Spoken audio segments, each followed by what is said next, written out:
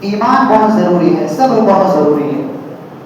اللہ کے رسول جناب محمد رسول اللہ صلی اللہ علیہ وسلم کا وہ واقعہ سنا ہوگا کہ ایمان دیکھیے کتنا ضروری ہے۔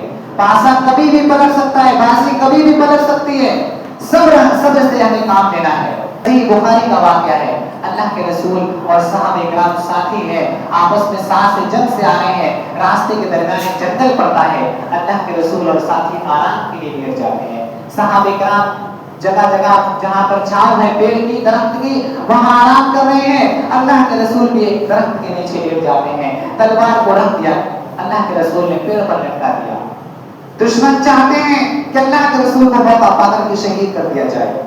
دشمن نے دیکھا کہ رسول اللہ تو سو چکے ہیں، تلوار بھی ننگی میان سے نکلی ہوئی تلوار پیڑ پر لٹکی ہوئی ہے، جلدی سے جاتا ہے، پیڑ پر چلتا ہے اور تلوار کو لے کر کے چھلانگ مارتا ہے زمین پر۔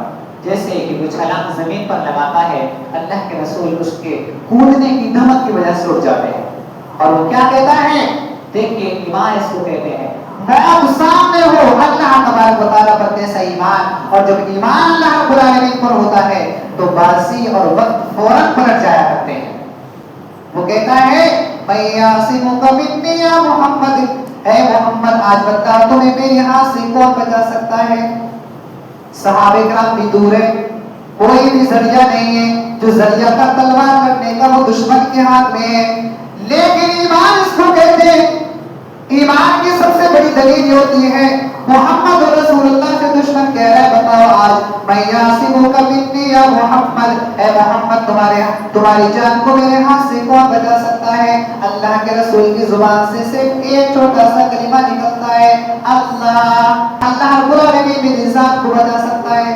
اللہ ادب سے اللہ نے کیا کشش کی، دشمن کے ہاتھ سے فوراً تلوار چھوٹ جاتی ہے۔ دیکھا کیسے بازی پلٹ گئی؟ میرے بھائیو آج بھی بازی پلٹ سکتی ہے۔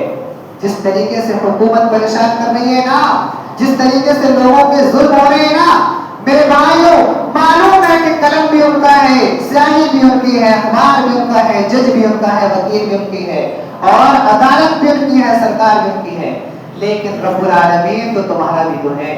رب العالمین سب سے بڑی ذات تو تمہاری ہے۔